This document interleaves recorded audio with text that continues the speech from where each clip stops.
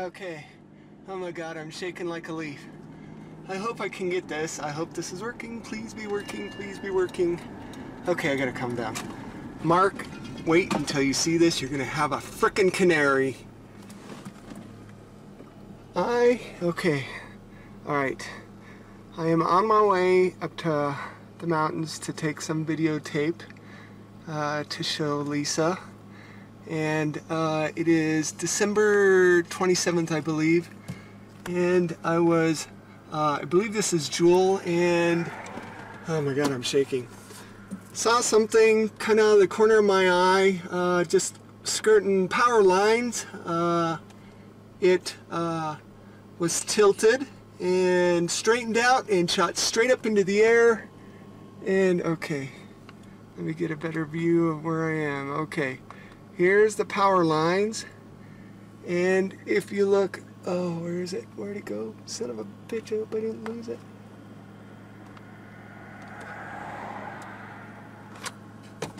Okay. Pull over.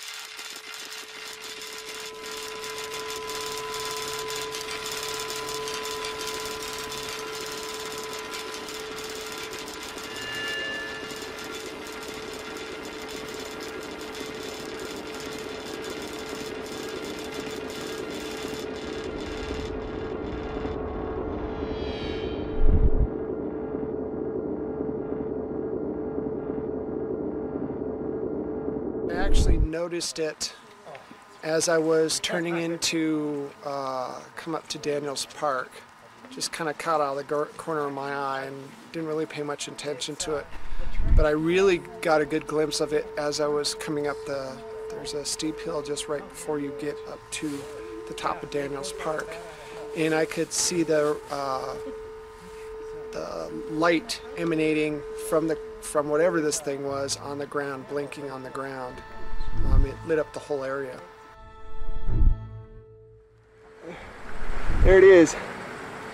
There's the thing that's been following me. Oh shit, what is that? Yeah. But too bad it's so close right here. Where did it come from? I don't know. The girls saw it. There it was, and the girls saw it. They said aliens had no idea what they were talking about.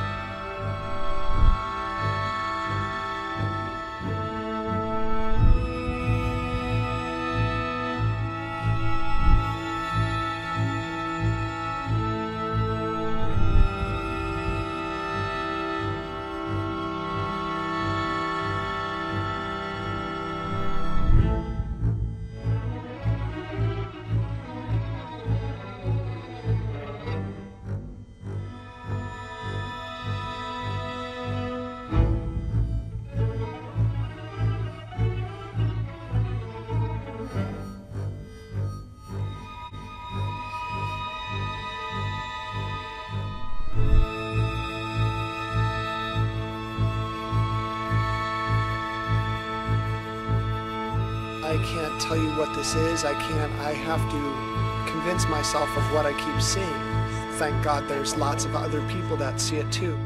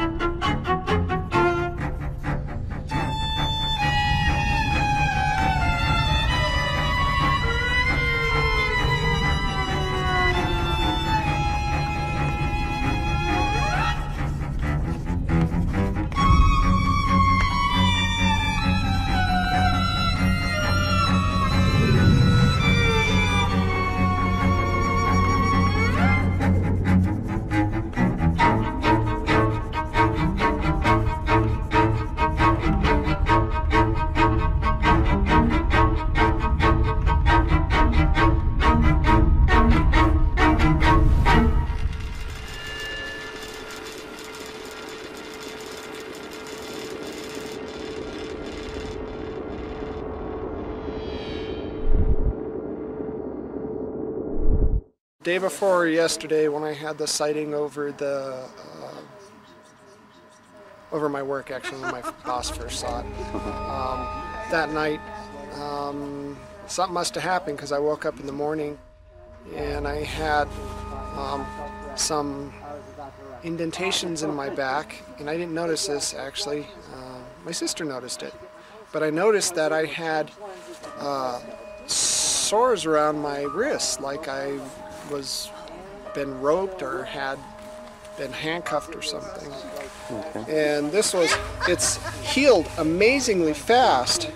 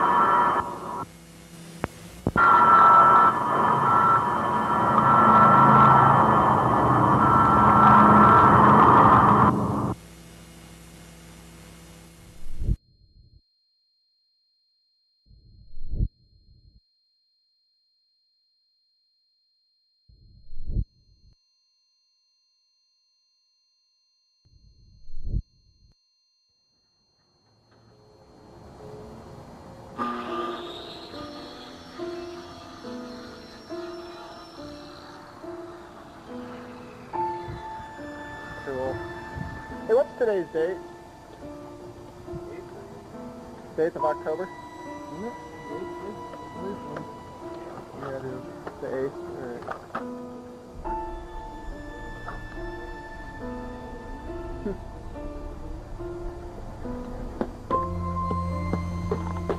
I don't know, personally I think it's a little fishy that something happened and just the next day they come and replace all that siding.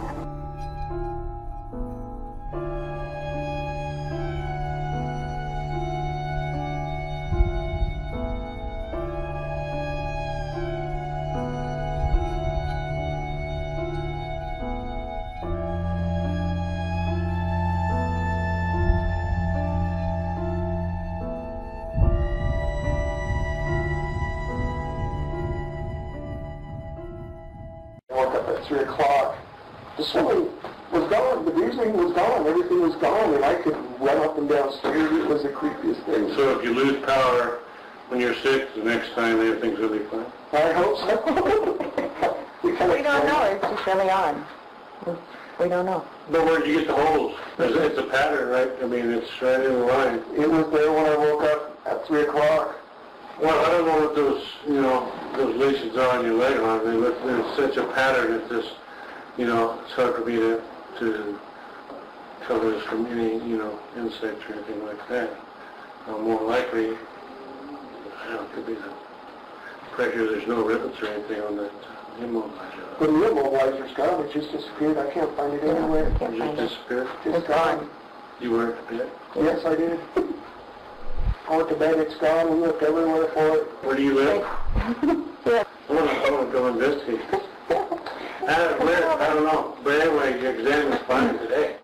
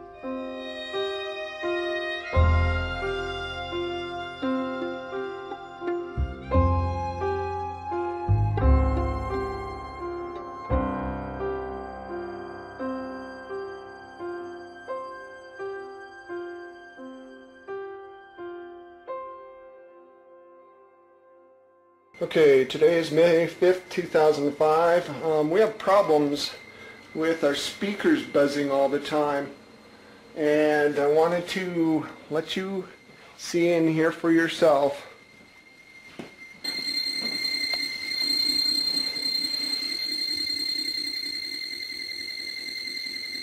Okay, once again, it's off. There's no power.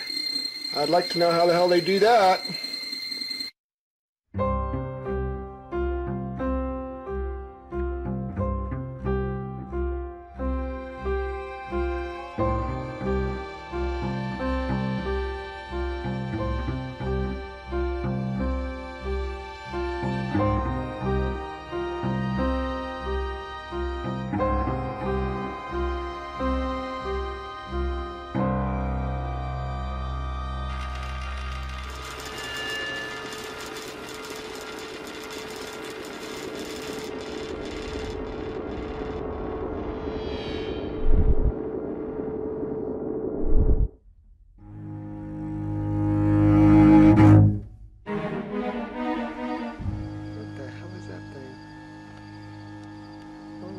Shit.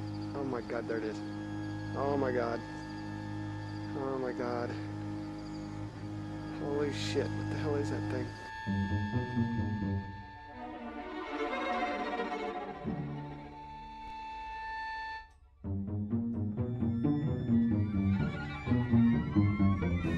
What I got here?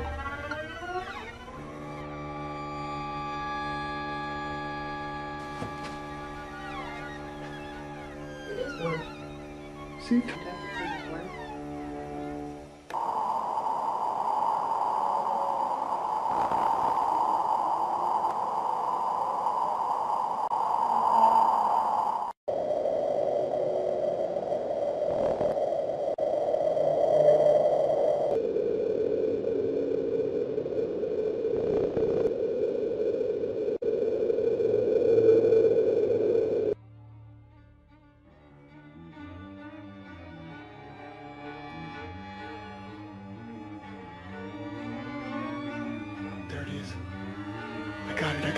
I got it. That's the same freaking orb. I gotta go over here and see if I can get it better. It's the craziest thing. There it is. There it is. There it is. I'm gonna zoom in.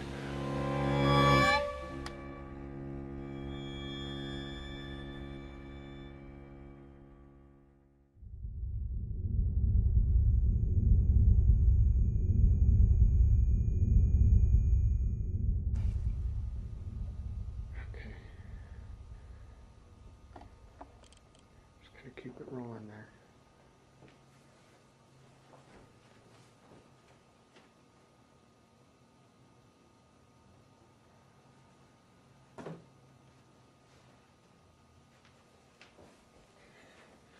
All right, I'm gonna go to bed.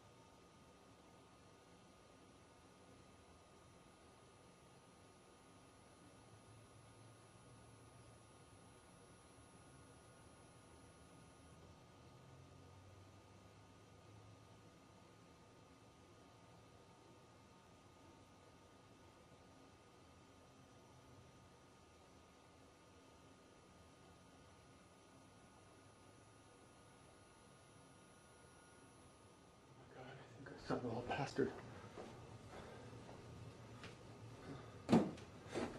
Oh man, what is that?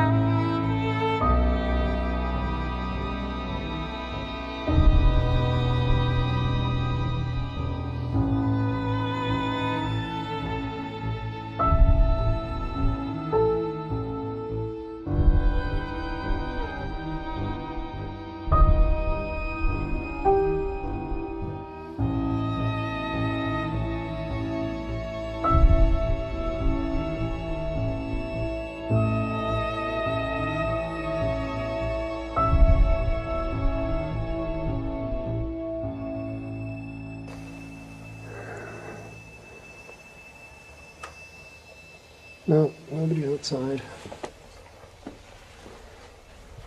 I have no clue what the heck's going on. But, oh well. Oh my god. What the fuck is that? Holy shit. Oh my god, what's it doing? Holy shit. Oh man. Where the fuck did it go? Oh my god. I can't believe it. Where'd it go? Where'd it go? Where'd it go?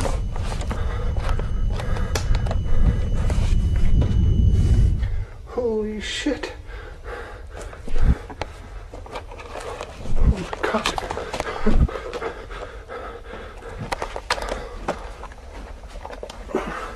Is it? I can't see it anymore. Where'd it go? I can't believe that. I can't believe what I just freaking saw. Oh my god. Oh my god. That's amazing. Oh my god, what?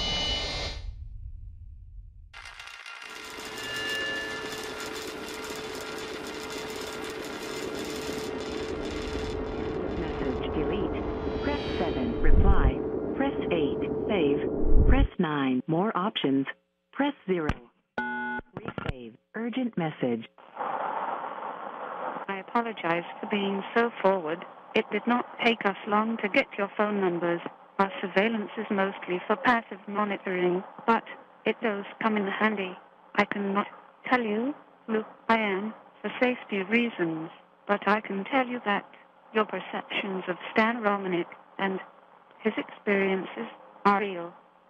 As you have probably noticed, Stan is slightly different. The way he thinks, the way he perceives the world, seems to be a little more advanced than usual. The interesting thing is that Stan has no idea who he really is. Okay, Lisa, hit the button. 1 old message. Hello, Stan and Lisa. My intention is not to scare or alarm you, but to warn you.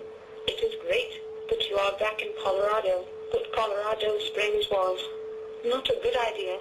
It seems you have moved into their backyard. Now it is easy for them to get to you. I know how stubborn you are, Starseed, but please heed this warning and know that Lisa and the children are at risk also. Now listen, Starseed. You know you are different. Follow your instincts and stay alert. This is too important. Soon it will all be revealed. And Starseed, do not be afraid of what you are.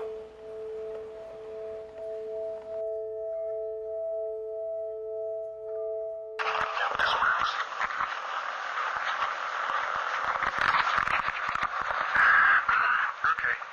Sorry about that. Someone was at the door. That's fine. It's nice to get to talk to you, Starseed. Who is this? Who I am is not important, but let's just say it's someone with your interests in mind.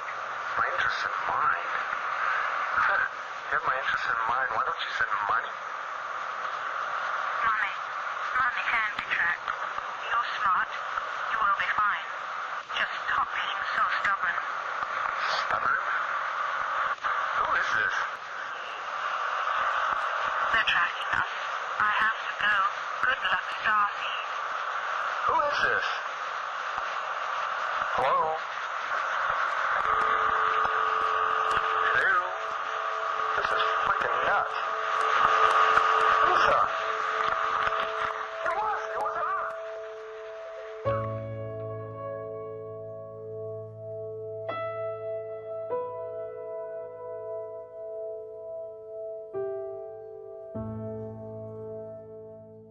I keep hearing like some weird ass thing in the background. Like a mumbling. Something. Yeah. Are you still there, Heidi? Yes, I am. What the hell was that? I don't know. That was really a neat sound.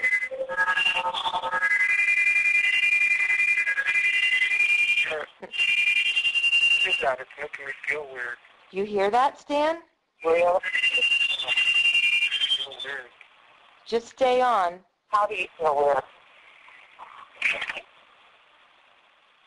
Hello? Heidi, I'm here. Did we lose him? Stan? Let me bring Stan back in, okay, Heidi? Okay. Hang on. Okay. Are you there, Heidi? Yeah. Okay. Hey, April, is Stan there? Yeah, he's on the floor. He passed out.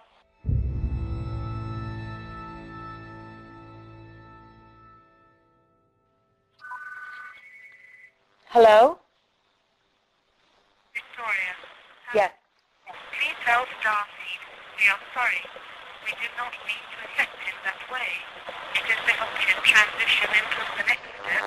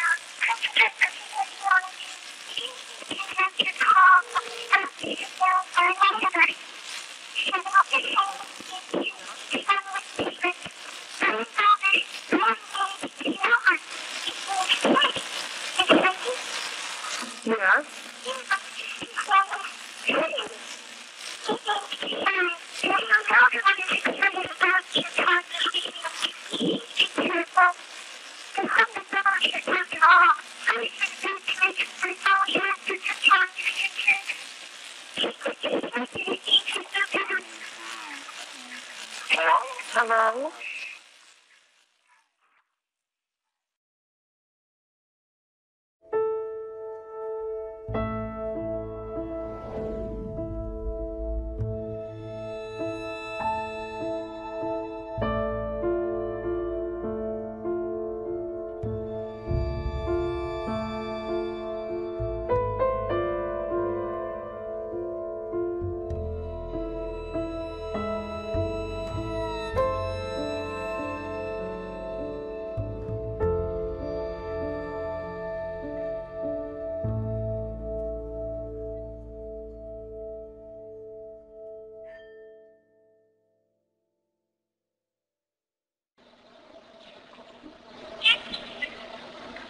Yes?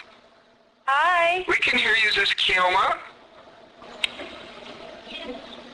Kioma, hello. Kioma, are you there? Oh, sweet little girl, we can hear you. Can you talk louder? Hello? I think somebody's playing a joke on us. You're silly? Why am I silly? Okay, if this is Kioma, when are we going to see you in person again? Oh my gosh. Hello?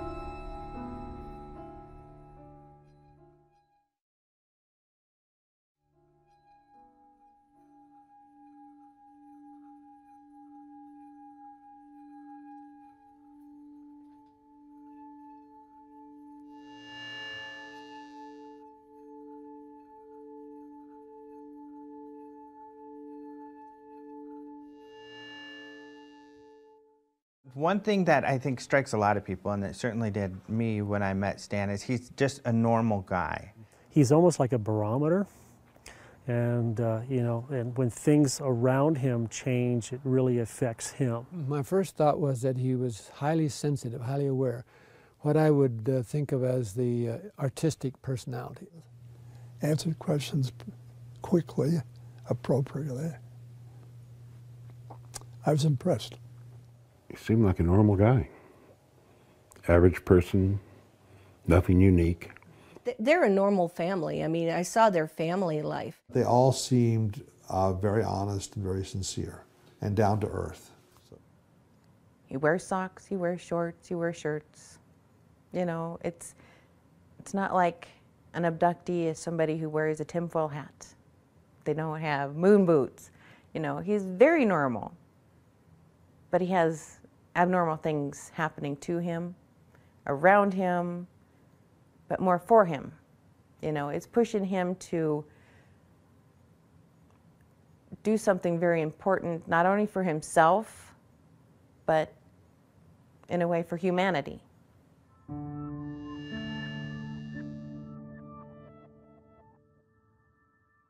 Well, I grew up in a military family, and you know, we moved around quite a bit. Not as much as most, but I had the added discomfort of suffering from severe dyslexia, and in those days they didn't know much about my learning disability. And they don't even think it's a learning disability anymore, but I was always put in classes with, you know, in special ed classes with the retarded kids. I remember I had a teacher make fun of me in front of the class and then grab me and throw me in a closet and lock me in a closet and said, "This is where we put retards." And yeah, it was terrifying. It was horrible. It was a horrible experience. And I had, you know, I had gang members around me all the time because of the neighborhood we lived in. I had the Crips on one side, the Bloods on the other, and they were constantly fighting amongst themselves. And I was always, you know, I have stab wounds and stuff like that. I was always caught in the crossfires. And they used to pick on me a lot because, number one, I was the only white kid. Number two, I had a learning disability. And I had to learn to fight because of it.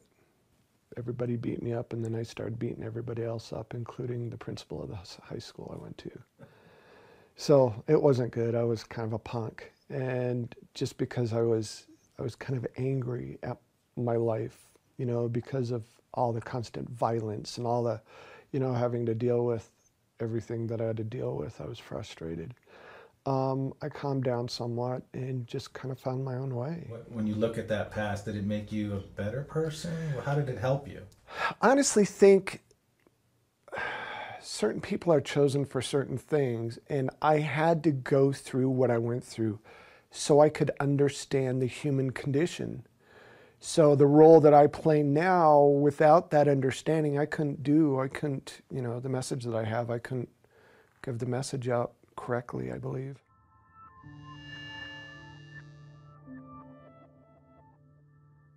You know, when I was growing up, my opinion of UFOs was, I thought people are crazy if they believed in that stuff.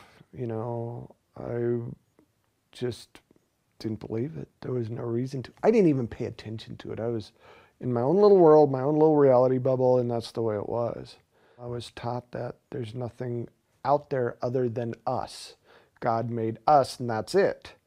And so when this big event happened, it switched everything around. I mean, it literally took me a good 2 years to come to terms with what had happened. And stuff continued to happen through that time. And what makes it so different is when this stuff happened, there were other people around. I wasn't by myself like a lot of these that you hear about.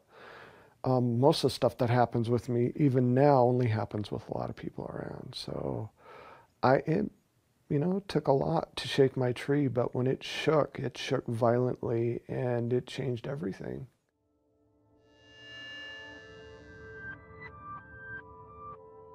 My first official sighting happened December 27th of 2000. I'd met my wife online. She lived in Nebraska. I lived in Colorado. I wanted her to come visit me, so I thought, you know, good way to do it. I was going to videotape the surrounding scenery and the skyline of Denver and you know, send her a little care package with flowers and chocolate, stuff like that. I decided to go the back way up to the mountains, and there were cars pulled off to the side of the road. Must have been 20, 30 cars pulled off the side of the road. And all these people had gotten out, and they were staring at something above the power lines that were off to my left, or I should say off to the south. And as I was driving up, I'm looking at, trying to see what they were looking at, and it looked like some kind of weird silver hot air balloon. And I'm thinking, that thing's gonna crash into the damn power lines. And as I got closer, it's like, wow, isn't that the strangest hot air balloon ever? I got my video camera and started, you know, trying to videotape this thing. As soon as I rolled down my window, this thing acted like it noticed me somehow. And it was actually tilted forward, and it was moving along the power lines, and it reorientated itself and literally shot to about 1,000 foot. Before that, it was maybe 100 foot off the ground, just right above the power lines. And again, 30-foot diameter, this thing wasn't small. You know, I was fighting within myself, you know, am I really seeing this? And if I am really seeing this, it has to be some kind of military thing, but how can the military have anything like this? You know, are they really that much more advanced, and blah, blah, blah, blah, blah. And then I get a hold of Lisa, you know. I call her, and I explained to her, and I was upset. He called saying, you're not going to believe this. I don't know what this is, but turn on your web camera.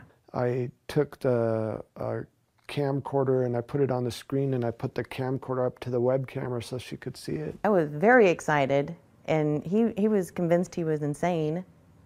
And I'm like, this is so cool. And she believed in this stuff and I didn't. So she kind of helped me calm down. I mean, he was just so excited, but scared. You know, it was just that little boy in him where it's like, you're not going to believe this. And yet it's like, I don't believe this. This is too weird. This is too scary. But this is really cool if this is what it is, you know, kind of a drama with him. It took a lot to convince me that anything like that was even remotely real.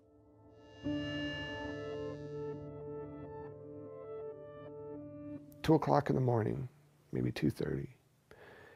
And they must have been knocking for a while because I'm a heavy sleeper, but they knocked long enough that it woke me up. And I thought, first thing I thought is maybe my friend ran out of gas and he had to walk back. Maybe it was the neighbor, they were drunk. I wasn't sure. Got up to answer the door, and I noticed as I, you know, start walking down the hall, my sister had already answered the door. And I looked past my sister, and there were 3 people standing outside.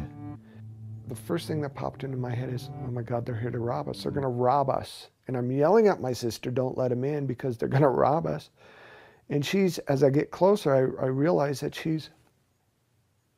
eyes are kind of just slightly open, mouth just wide open, and she's staring at the ceiling like she's still asleep or something. And I'm yelling at her and she's not moving. And then when I get really close, I realize there's a female and 2 males.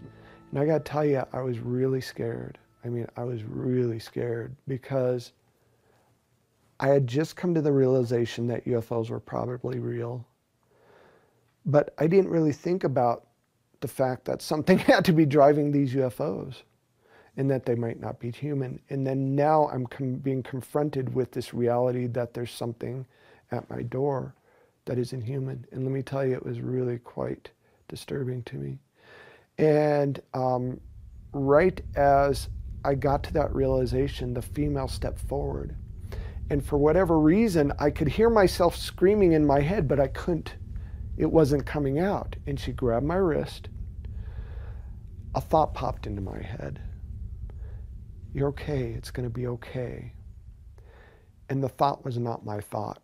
I didn't put that thought in there. It just appeared. And let me tell you, it must have freaked me out enough that I somehow snapped out of whatever trance they had me in. And there was a male on either side of me. And by the time we got outside to the balcony, I grabbed one of the males and I was going to literally throw him off the balcony. And I felt the light tap, like somebody was tapping the back of my head, and I woke up somewhere else. I don't know. I mean, it's really bright. Mm-hmm. It's like really bright. Where's the brightness coming from? All around, really bright. I'm kind of stuck to a wall. Mm-hmm. I think it's a wall. I can't tell. Mm-hmm. What makes you think you're stuck to a wall? I can't move my arms, I can move my head, I can move my body, but it's like I'm sucked or glued to the wall. You know, you go to an amusement park and you those centrifugal force rides that spin around and you're stuck to, that's what it felt like to me. But it was incredibly intense. Something around my wrist. I'm trying to get free, I can't get free. And is it just around your left wrist?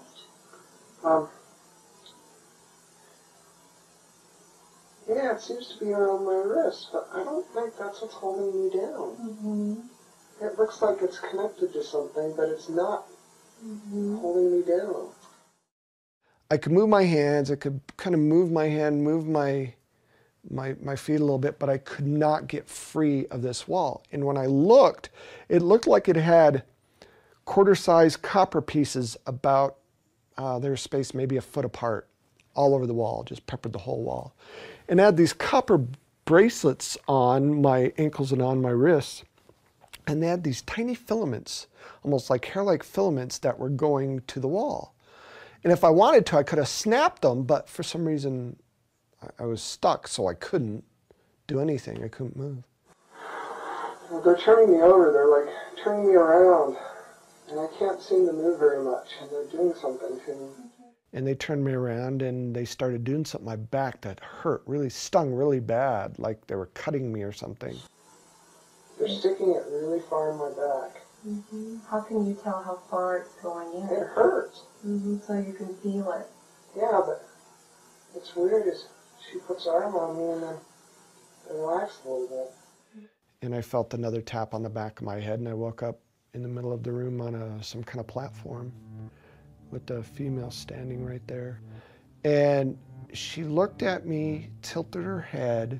Suddenly, an explosion of thought literally filled my head. It was so intense, it knocked me over, and I almost fell off the table. And when I came out of this shock, she stepped back. She quit doing whatever it was that she was doing. She stepped back as if to say, okay, you poor, stupid, little, insignificant thing, we're going to try this your way. Image after image, thought after thought, visualization after visualization just filled my head. It was then that I realized whatever this thing was, it was way more advanced than me. He has that experience. He calls you up. What is that phone conversation? Phone call was basically, I had the weirdest dream. He said, but it doesn't make sense because I have all the hairs all off my wrists and I have these sores on my back. I was trying to be the analytical one, you know, it's like there has to be a reason for it. It can't be that aliens came in and abducted you. And he's like, well, I know it was a dream. It was a dream. Aliens aren't real. And then he called me back because he's like, I'm going to go. And he called me back and he goes, it wasn't a dream. I know it wasn't a dream. I fell apart. I started crying and shaking and freaking out. It's like, oh my God, because it made it real. It made this whole thing real. This really happened to me.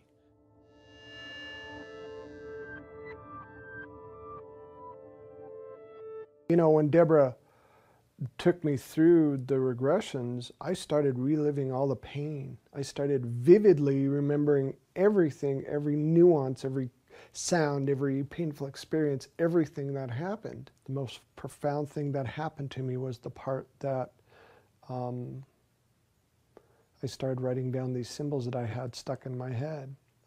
She asked me, so what do you remember? I said, I have these symbols in my head. I have these weird things in my head. She goes, can you write them down? She gave me a big pad of paper and I think a marker. And I just started. I remember the symbols really clear. How do you, can you describe them? Oh God, I could write them down for you.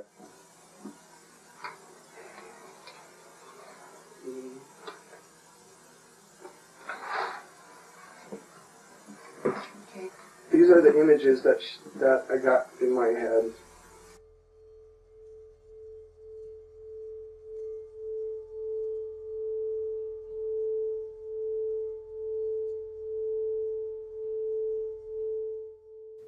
My first abduction experience really was about I think seeing who I was, maybe seeing how I developed, I'm not sure. The abduction experiences after that seemed to involve reproductive stuff. They're really fascinated with our reproductive abilities and fascinated with our genetics for some reason. Or maybe they're manipulating our genetics. In my case, I think the latter is probably more true.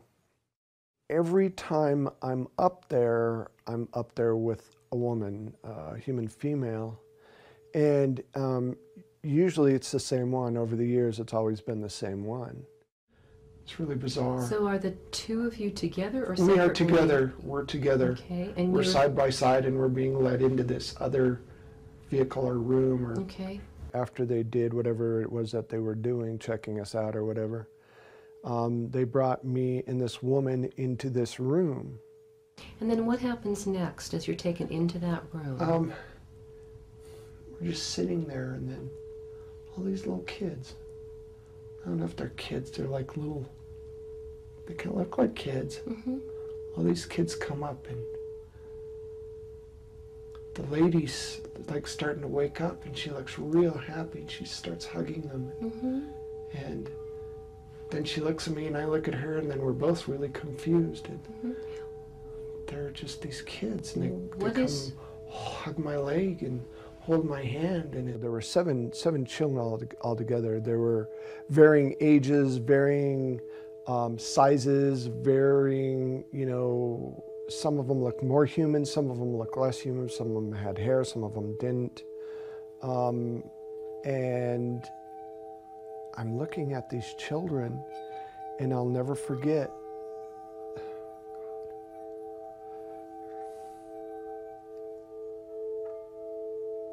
every single time I talk about this,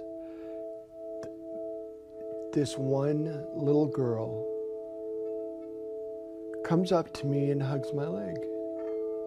And I'm looking down at this beautiful little child hugging my leg, and I realized that this kid looks like me, and she's beautiful.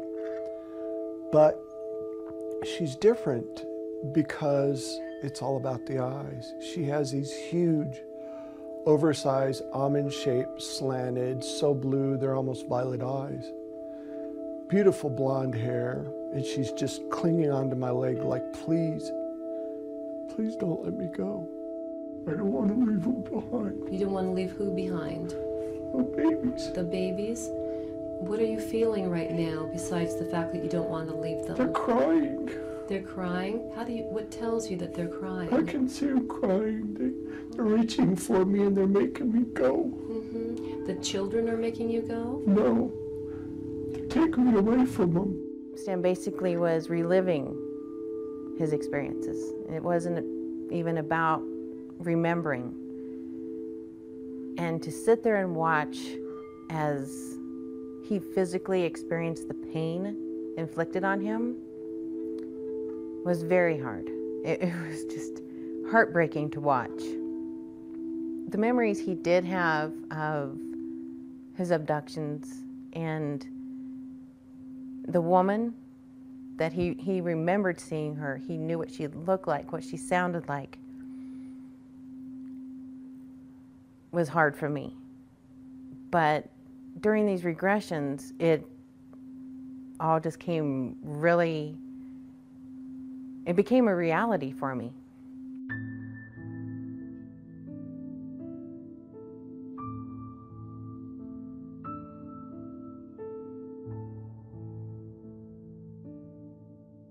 They kept looking at her and looking at her, and Lisa watched me, you know, looking at her. She goes, you know, what's up? And I said, I know her from somewhere. I mean, I don't know where I know her. I know her from somewhere.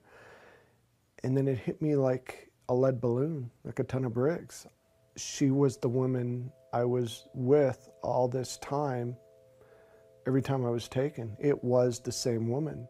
And we became very close friends. And it got to a point where it was kind of hard for Lisa because we had this weird connection, me and Victoria, this bizarre, unnatural connection. I was so wrapped up in the, the case and learning about it and learning what my role was in it and experiencing so many things around me that I wasn't focused on Lisa's feelings. When he found Victoria, that was really hard for me to deal with, because I knew she was real, I knew she existed, and in some ways I prayed that he never found her.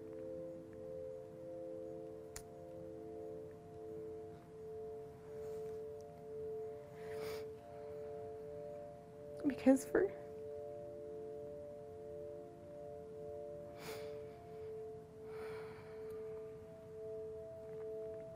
6 years, I worried what would happen to me.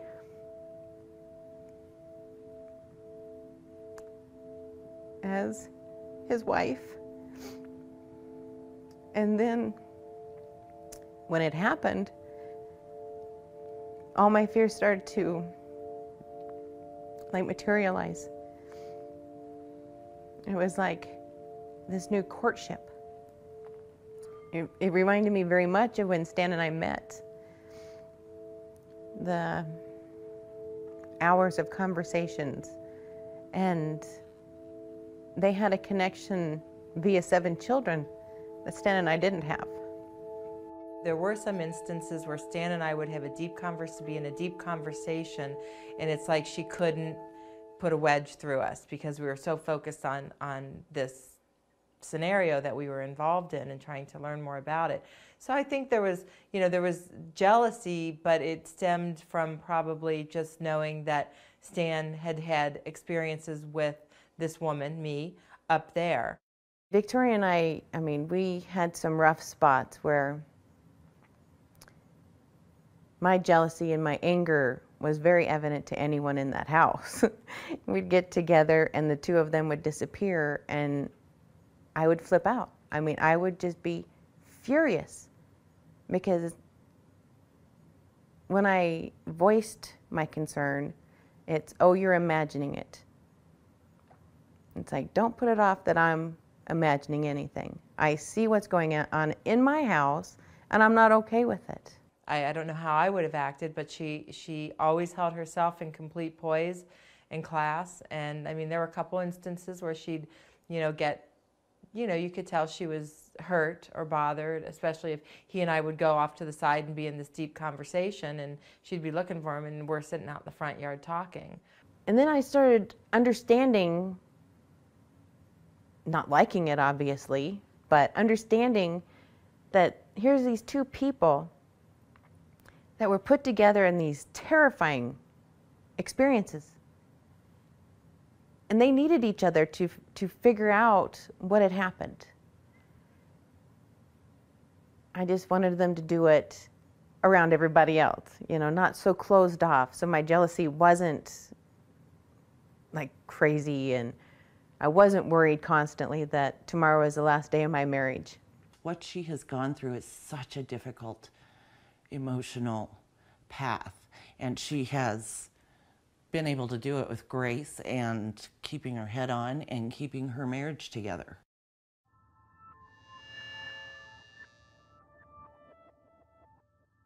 I have never doubted that my husband loves me more than anything else.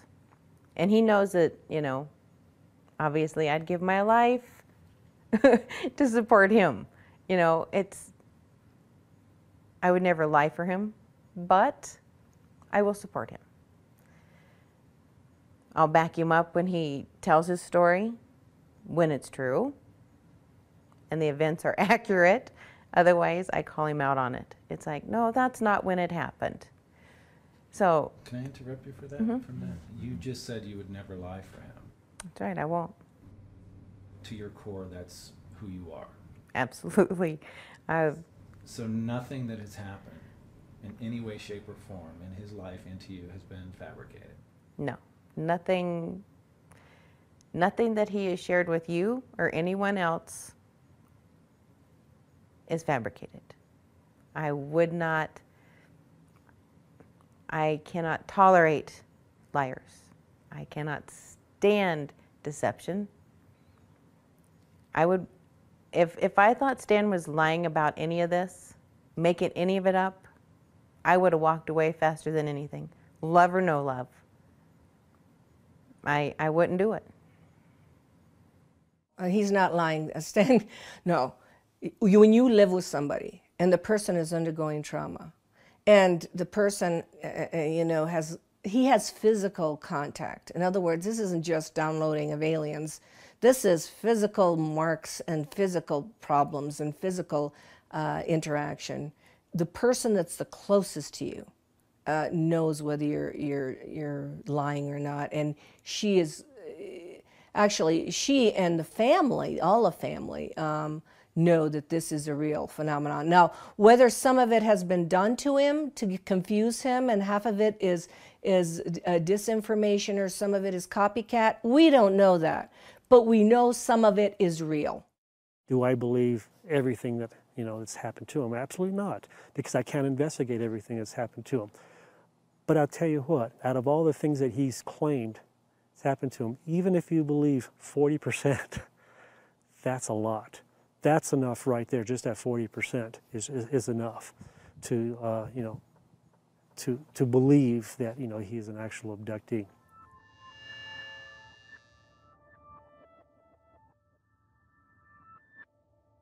This light just explodes onto the ground right next to the house and starts coming up towards where the video camera is bolted to the side of the house.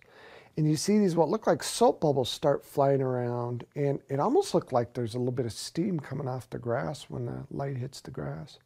And then pretty soon the video camera was taken out, and I came back with a bloody nose and peeing blood. And later that morning when I woke up, I went to go check to see why the cameras didn't, you know, why the cameras stopped working. Because we saw on the video, you know, this amazing event took place and the beam of light hit the ground next to the house. But it stopped working, and I wanted to go see what the heck happened. So I went outside and I noticed this. It's as if where the beam of light hit the camera, it cleaned the whole area of sighting in this perfect like arc. And it literally melted the siding. You could see where some kind of heat warped and kind of browned the siding a little bit, especially up toward the camera. And it also killed the grass below. Now, when they analyzed the siding, it cleaned the siding somehow, or pulled the dirt out of the siding all the way through the molecular structure of the siding itself. The very next day, I was going to collect a piece of siding because it was my day off and Lisa had to go to work early. And I woke up 8 o'clock in the morning because I heard this pounding. It's like, what in the world? I went outside to look, and there were two guys had taken down my surveillance camera and laid it in the grass, and they were replacing the siding of my house.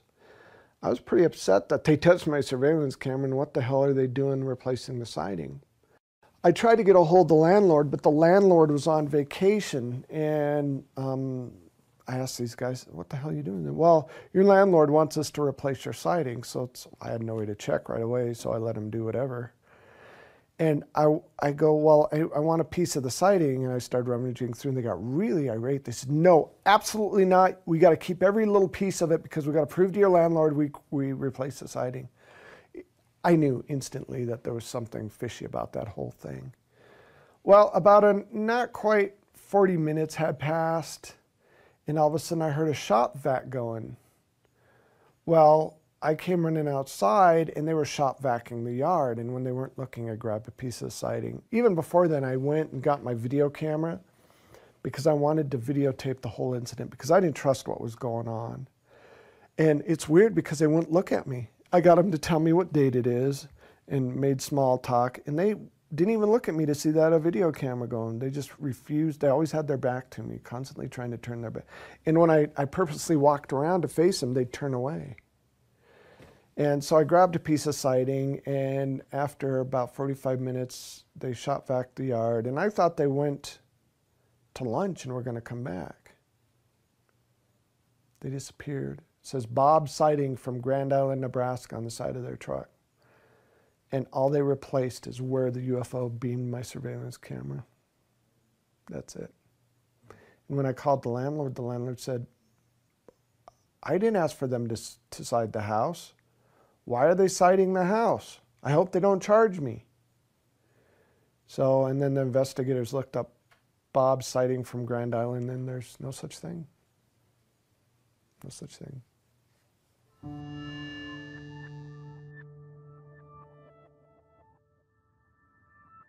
This weird British sounding voice left a message for us saying that it wasn't safe to live in Colorado Springs. And, you know, I thought somebody was joking around, but honestly, I wished I would have listened, because not long after that, I was riding my bicycle to work, because I didn't live very far from where I worked. And this black SUV kind of pulled up alongside of me as I was riding, and I heard them say something. It's like, oh, great. You know, some militaries, drunk military types trying to start trouble, because there's a lot of military bases in Colorado Springs.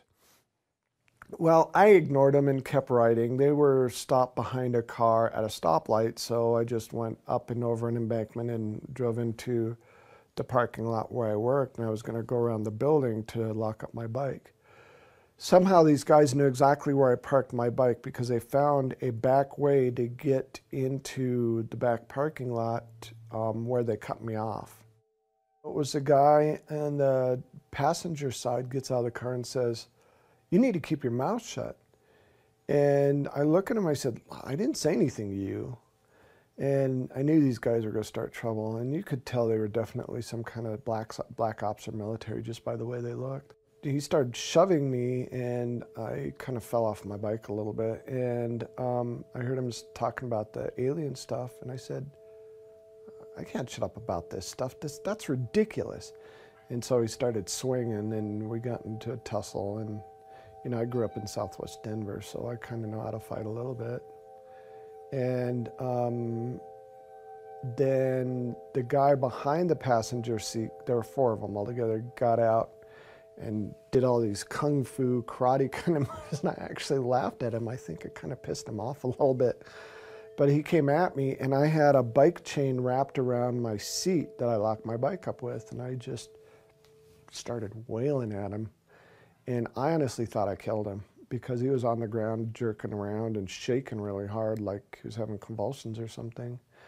And I felt this intense kind of weird tickle pain thing on my lower back, and I hit the ground.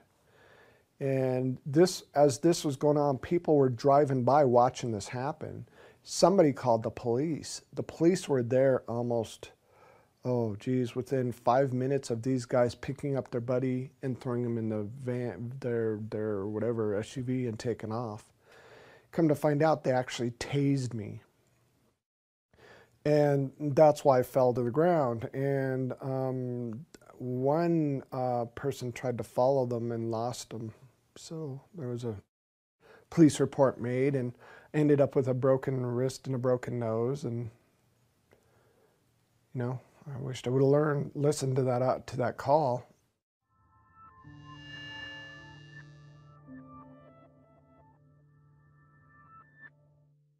This probably was the most significant event for me out of all of this that's happened so far. I'm still waiting for something more impressive to happen. It started out, I was painting the eave of my house, and I had grabbed for, I think it was for a brush to kind of brush the old paint off the eave, and I kind of fell off balance a little bit and literally fell 12 feet onto the ground, and I tried to catch myself. Trouble was, there was a wheelbarrow full of bricks just right beneath me, and I twisted my leg just right and tore the anterior cruciate ligament in my hamstring of my right leg. Went to the doctor. They told me I was going to need surgery that next Wednesday. I think this happened I think it happened on a Friday, so I was going to need surgery that next Wednesday. I had to wait through the weekend and everything. Tuesday night, something happened though. Usually when I get taken, what will happen is, for whatever reason, whatever power or whatever technology they use seems to blow the circuit switches, blow the breakers in the house. So Lisa woke up in the middle of the night because I was gone and all the breakers were blown. She could hear the breakers go or something. I don't remember exactly what woke her up. But when she tried to find me, I was completely missing. I was gone. I was nowhere to be found anywhere. She looked everywhere for me. She eventually got all the breakers flipped back on, all the lights back on, and she came in the house, and I was standing dazed, kind of dazed in the middle of the living room. Now, to me, I woke up and I was looking for Lisa. In reality, I was already missing, and Lisa was looking for me. We didn't really give it any more thought. We didn't give it a second thought, and we decided, you know, we'll just go back to bed. You know, it could have been a fluke, who knows. Well, the next morning, Lisa, I couldn't work because of my knee, so I was off work, and Lisa had to get up fairly early to get ready for work, so 6 o'clock in the morning she got up, and she noticed this circle in my yard, and it kind of looked like the same circle that we had in our yard from a prior abduction. Now, what's interesting is Lisa woke me up to come look at this circle. And she was looking at me weird, and I walk up to the window and I'm looking, I said, that's just crazy. How'd that get there? And Lisa goes, do you notice anything different? I go, yeah, there's a damn circle in our yard. She goes, no, do you notice anything different? I'm looking at her like, what are you talking about? So she goes, come here. So I walk over to her and it's like, hey, where'd my knee brace go? Where'd my cast go? And how come my knee doesn't hurt anymore? And how come it's swollen anymore? And why in the hell do I have 5 holes in the back of my leg? There was hardly any bruising left. My leg felt a little stiff, but after a while it stretched out and no pain whatsoever. Well, they found my knee brace a few hours later when the researchers came over on the side of the house, literally melted into some bricks, including the aluminum rods were all melted. And bits and pieces of it were found in the field behind our house and some of it on the swing set that was in our yard, as if this thing was thrown out of some high place and it just landed on the side of our yard. Well, the funny thing is, I had to call the doctor to explain why I didn't need surgery. And I remember calling, and I left a message for her, and she called me back because she was off work. She called me back and she said, Stan, I understand you're really frightened about getting surgery, but if you don't get this surgery, you're going to be a cripple the rest of your life. You'll never be able to use that leg again.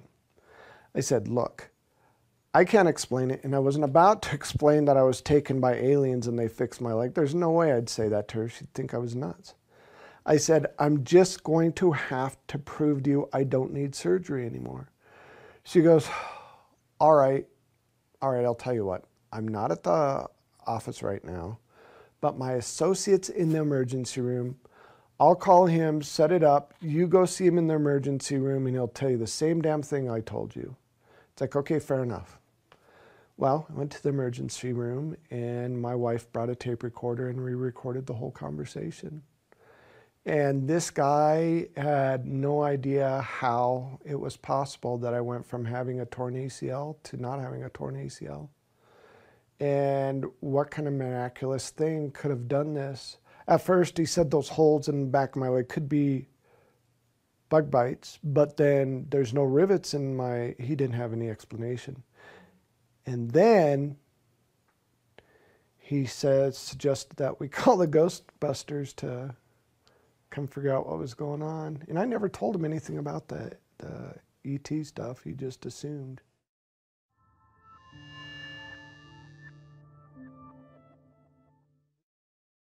This video was pretty much the piece of evidence that put me on the map. It's also the one I get the most, what's the word? most crap for, basically. You know, the debunkers try to, and the skeptics just will pick that thing apart. How it originally started, I got married, moved to Nebraska, and I was living in a town called Kearney, Nebraska. And I was watching TV and got up to get a drink of water when I noticed movement outside of one of the windows. And it's like, why the hell would somebody be looking in our window late at night? And then the first thing I thought was, oh my God, we got a peeping Tom trying to see my stepdaughters.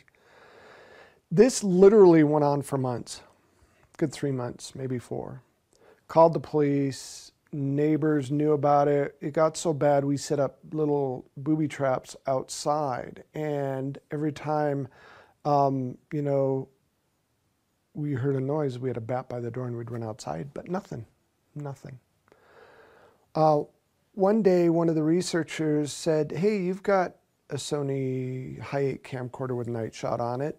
Next time you see movement out of one of the windows, put on it, grab your tripod, put on a tripod, point it toward that window and see what you can catch. Well, it happened, and I grabbed my camcorder and put the camera on the tripod and pointed it toward that window. And I went to the bathroom. I was sitting at the edge of the bathtub reading a magazine because I really wanted to catch this guy. I wanted to give him a little time to look in the window.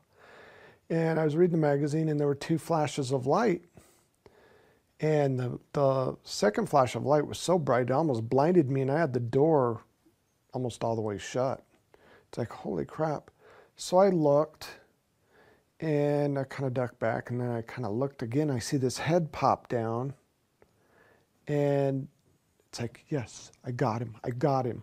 Finally got the little son of a gun. And I went to go look out of the window to see if I could see this guy, and I saw what I thought was a small child running toward the backyard. Whatever it was clipped the bush next to the house and stopped as if it heard me or something and slowly looked back at me. And what's interesting is I thought it was a full moon because I had a real good visual of this thing, whatever it is. And come to find out there was no full moon, so it might have been something else over our house that night.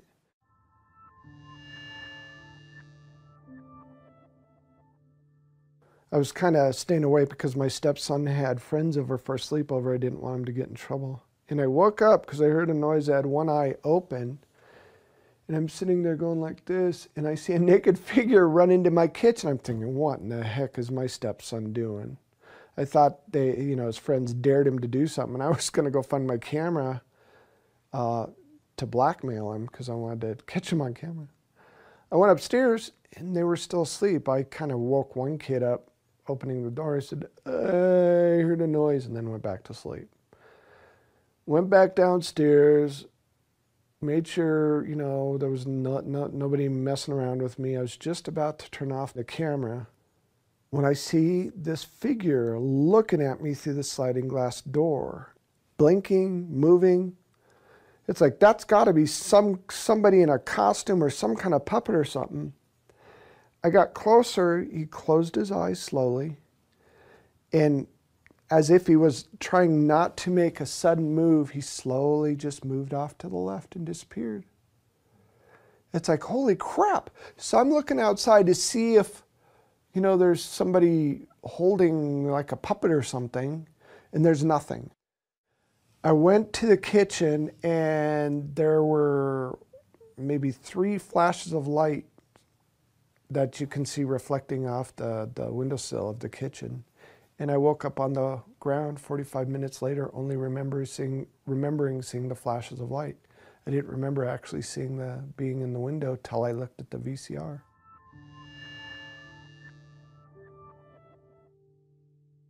Well, we were having a party up at their home, and it was a book signing party.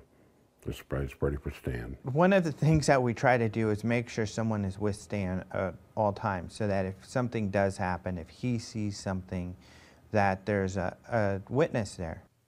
It was raining outside, and I was looking out the window, being really grateful for the friends I had, when I noticed this little girl at the edge of the driveway. Stan had seen the little girl outside, and it was raining. He's like, come here, Victoria, look at the little girls out here. And I'm like, Stan, it's probably just a neighbor kid. Just get in. I'm not going out there. It's raining. You know, and it was after that that I said, I will never not pay attention if Stan Romanek says, hey, look at this. This is unusual. I had my porch light on, and it illuminated the yard up enough that I could see this little girl standing in a gray jumpsuit at the edge of the driveway. She had dripping wet hair, and I'm thinking, it's 9 o'clock at night, it's raining, this girl's wearing a jumpsuit. What parent in their right mind would let their little daughter out in the rain like this? And why is she wearing a jumpsuit, and why is she staring at me? I remember Stan going outside. He said he wanted to go outside for a little while. And it was kind of funny because then my friend Rick comes over and he goes, where's Stan? And I said, he went outside. He's like, is he alone? And I said, yeah. He's like, oh, I better go. Damn it. Let me know whenever this happens. So I went outside immediately. I was looking for a flashlight. All I had was my camera, and I was using my camera as a flash because I wanted to see what this little girl wanted, and she ran away again.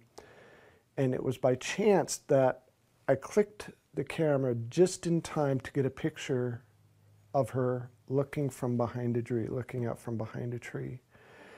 And I was so dumbfounded and amazed by this picture. All I could do was sit there and stare at it. He had an odd look on his face, just dumbfounded. And I joked with him. I said, hey, Stan, how are you? Doing okay? He didn't respond. He just he stared at me. And I was speechless. I couldn't say anything. He goes, Stan, are you okay? And I just showed him the picture. He goes, oh my God, you have to show everybody this picture. This is the most amazing thing I've ever seen. When we got back into the party, I told everybody, I want everybody to listen for a second. And I said, I need everybody's attention right now. Something appeared to have just happened outside. And I'd like every one of you to look at what's on the camera here. And her eyes were really large. They were very large, almond-shaped, human eyes, but very, very large. It was more than a photograph. She was on top of that camera, emoting emotion. It was a moving moment. Many people just started crying. They didn't. There was something so profound about what appeared may have just happened. So this was really strange, and we're all, you know, kind of freaking out about this. Everybody had taken a look. So I kept telling him, let's get this on the computer, let's get this on the computer. Everybody said, go put it on your computer, go put it on your computer so we could see it bigger. I took 2 steps down the stairs to go to my office. Beep! The pictures disappeared. We checked. It was off the camera, not there. The shots before it were there, the shots after it were there. Every single person that was at that party saw it before it disappeared. And then he received a phone call. And then 2 minutes later, the phone rang, and somebody handed me the phone, and I answered it. It's Daddy, don't worry, I love you. I'm okay. I started just crying and crying and crying because I knew in my heart that it was. And then it all come flooding back. That little girl that was hugging my leg was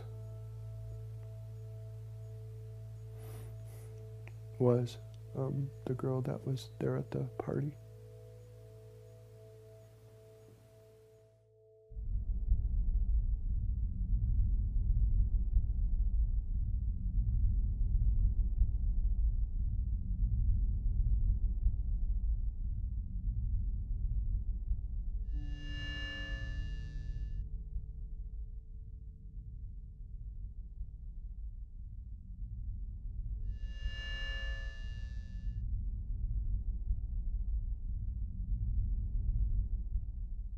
When I ran across his video of his first UFO sighting, I was really intrigued. Plus, I was part of MUFON, and I noticed that they had one of their investigators look into it. So really, I kind of, since it was some of the best video I had seen, wanted to look more into the veracity of the video. And I found that it was very credible that the MUFON investigator had found there were several witnesses to some of his first sightings. when you only have a first-hand experience, only one person, and there's not really much you can do with that. That's not the issue. That was never the issue with Stan. There's just so much information out there. It's almost overwhelming. Stan's story is incredible also because it has so much proof. It has so much credibility. I mean, he has not only photographs, films, videos, he downloads formulas. He has it all in that story. That story is a gold mine for an example of perfect contact. There are aspects of the case that are very solid, that it would be impossible for Stan to hoax. Stan is being used to give a message also. I mean, he's being used to say it's real. The stuff that I've seen, the evidence that he has, that I looked at, and the people that I've interviewed around him, wow, yeah, he's the real deal, no doubt.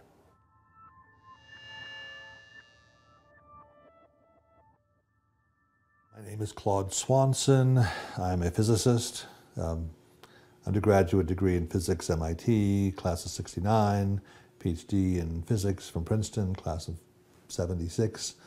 I did engineering consulting with the government through consulting companies for 20 or 30 years. What got me into physics was my real true love, which is what's called unified field theory, which is like the theory of everything. It's like the deepest questions of science, how things really work. For me, the enduring thing is that if you put together this particular set of equations, you'd have to know a lot about physics, okay? And from what I've seen of Stan, he doesn't. You'd have to know a lot.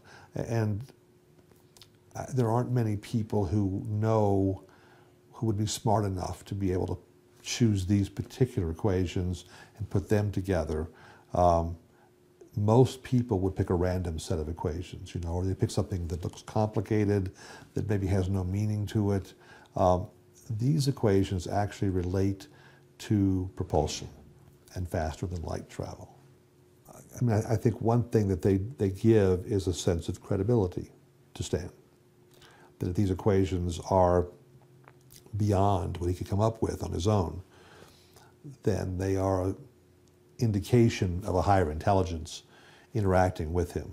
The more I have looked into them over the years and the more I've figured out different pieces of it, the more impressed I am that they seem to actually describe how they do some of the things that we find anomalous, how they go faster than light, how they get from some distant star to here. In our current science, even maybe 20 years ago, those things were viewed as impossible. What's been happening in the past 15 years or so is there's a group of leading-edge scientific thinkers who seem to be following along a similar path, who, and they're not the mainstream scientists, but there are more and more indications that seem to back up the equations that Stan has been writing. So there's a trend here, a growth that kind of says, you know, these might really work. One of his equations relates to a solution that was found in the 90s by a physicist named Alcubierre, a Mexican physicist, that is the first proposal for how you could take gravity and make faster than light travel from it.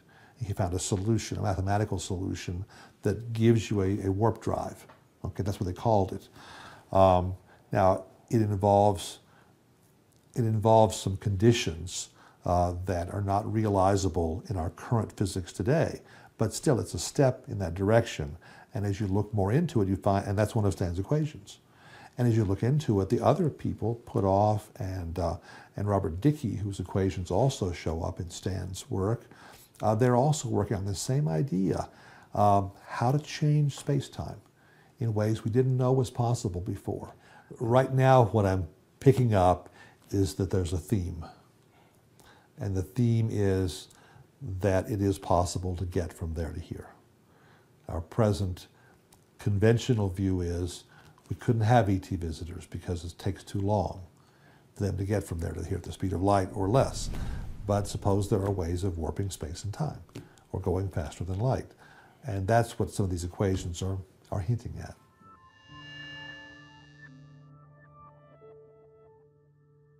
First name is Stanislav. My middle name is Gergely. My last name is Ojak. I have a PhD in clinical psychology, and I have a background in engineering, architecture and design, industrial design, and education, headmaster, private school for gifted children. I administered, with his agreement, with no one else around. His wife was in that building, as was my wife. It was a home of a mutual friend. There were about 5 other people, and they're in the remainder of the house, and we use this office. The doors were closed, very private. I asked him a series of questions to determine, from my interpretation, his coherence, his intent. Is he there to bribe me intellectually? Does he want me to set up some kind of an assessment or analysis to glorify who he is? I look at all those issues. I gave him some document. I said, okay, now I want you to take these tests and answer them at whatever speed you want. Don't worry about the length of time. You can, but you can't ask me any questions. And he said, okay. So he took the post-traumatic stress disorder assessment, and it shows that there's a very high degree of stress related to something. Now, it could be related to his marriage. It could be related to something he refers to as a UFO experience. I gave him a personality test, which is called Myers-Briggs, in order to be able to understand his personality relative to himself and the way he answers questions. I also gave him one for his ability to recall things, for memorization.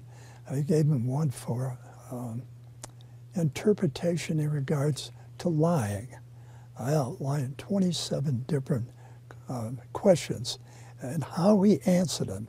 And I watched what he did with every test, because that's part of the assessment. How did he take it?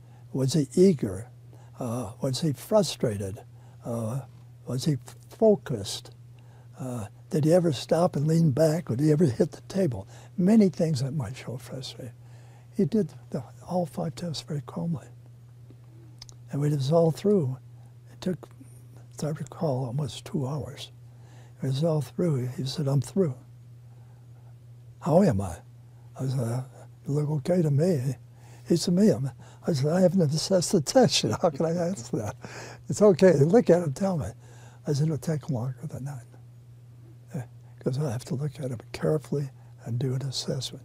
He said, can you just tell me, am I crazy or not? Can you say that? I said, yes, I can tell you. From my perspective, you're sane as most people, if not more. You merely have had more experiences that confuse others more than they confuse you. And what I explained to him, norm is not something that we can all agree upon. So we have to have a norm which to agree upon. So if you're asking for my norm, are you normal? The answer is yes. If you ask many other people, the answer is no. In fact, they probably call you weird, a liar, and things. I said, you do not lie, or you do not to me. Your experiences are real. I have a lot of proof for it. Therefore, you're okay.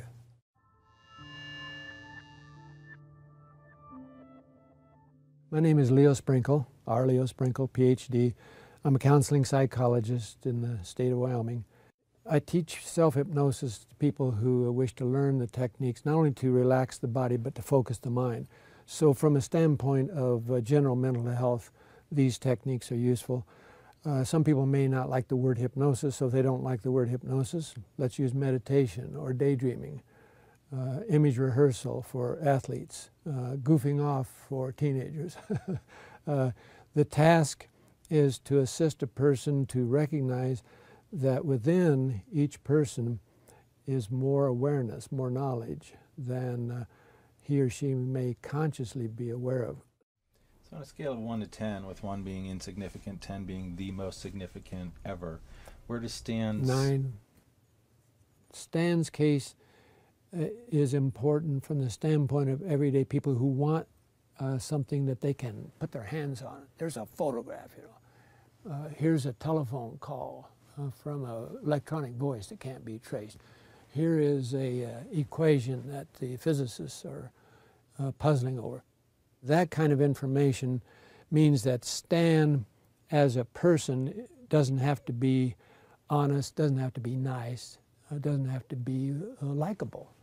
He is nice and he is honest and he is likable, but he doesn't have to be because he's got all this information around him. He has been willing not only to share the photographs, the films, the phone messages, he's been willing to work with other people and write books and to create film, so that not only his story, but the people who are with him, their stories are being documented and being shared. To me, it's part of the ongoing process. So my view is if a person has several sightings, and then they have a job, they have a task, they have a duty, they have a chore, it may be merely to recognize it and accept it and talk about it with friends and family, or it may be something beyond that. And so with Stan, the fact that he had already been willing to go through hypnosis, the fact that he had already been willing to talk about it, and the fact that he had information beyond what most people have, and that he's dyslexic, all of those things said to me that he is a messenger. And so that's why I asked him when I was with Alejandro and with him and Lisa, do you think of yourself as a messenger? And he said no. But as he talked with his wife and as he went on further, then he began to realize he may not think of himself as a messenger in the sense that he has a message. But it's just like when I was a 10-year-old kid, 5 o'clock in the morning, I'm riding my little bicycle and I'm delivering newspapers. I don't know the reporter, I don't know the editor, I don't know the publisher. I'm just delivering the news. And he's delivering the news.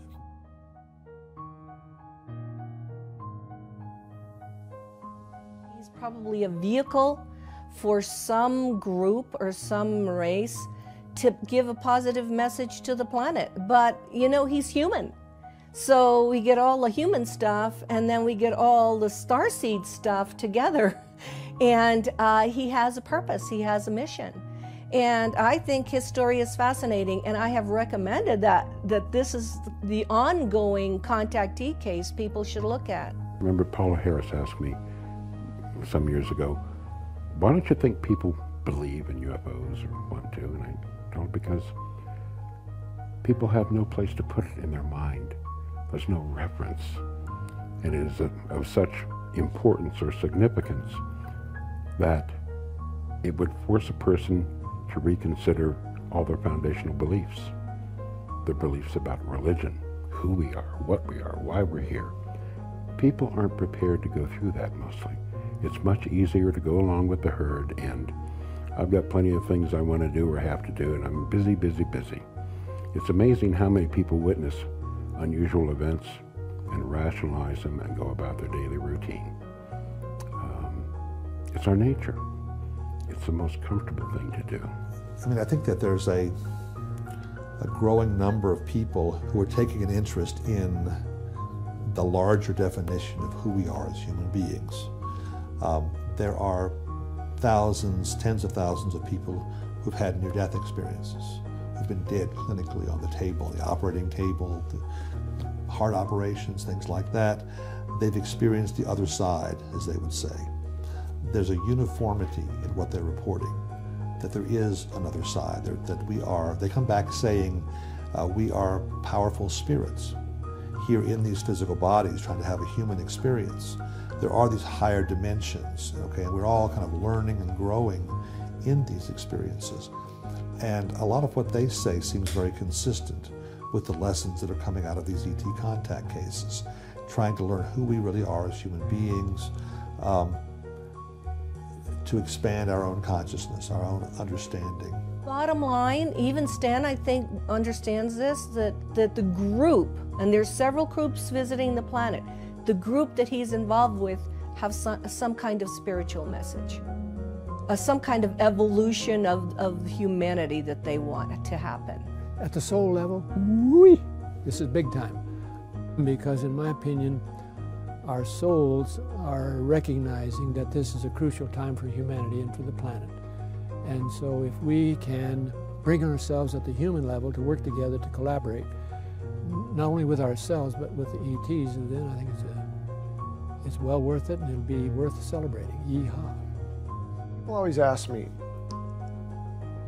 would you do this over again in a heartbeat? I would, in a heartbeat, because I've learned exponentially, and I get to look outside the box. His responsibility is to simply share his story, what he's experienced. And if it helps people who are in the same situation, that's very important to us. It's all about getting the message out. Every person, whether we are a researcher, whether we're an investigator, whether we are a viewer, whether we are a contactee, or whether we're a fan or a foe of a contactee, each of us has our story, and each of us is unlocking inside. Why am I afraid of ETs, or why do I love ETs, or why do I wonder about humanity? Each of us has our own story. I have definitely gone from ignorant, disconnected, frightened, to enlightened. I have. That's what this is about. That's what my message is about. There's more stuff out there. And it's time for the human race to grow up. It's time for the human race to know who they are. It's time for the human race to understand that there's more than just themselves. It's really easy, but it's very daunting. All we have to do, the human race, is understand that we're not alone, and it changes everything. But trying to get thousands of years of, society